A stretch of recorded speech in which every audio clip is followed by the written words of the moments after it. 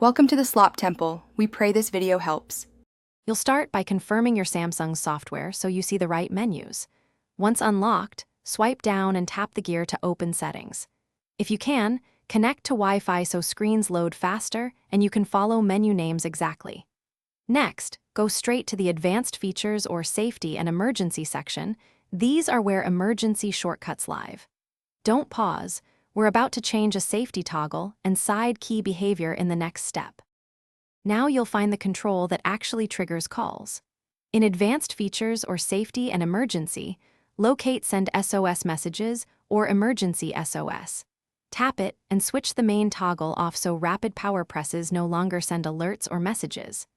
Then go back to Side Key, sometimes under Advanced Features, and change press and hold behavior to Power Off or Menu rather than SOS or a shortcut. This prevents accidental activation when you squeeze or press the side. Finish by testing. Press the power/side key pattern you used before.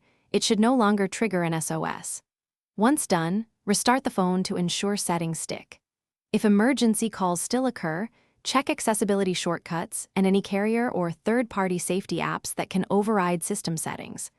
As one quick troubleshooting tip, temporarily disable any screen lock shortcuts and recheck SOS. That often reveals which service is still listening.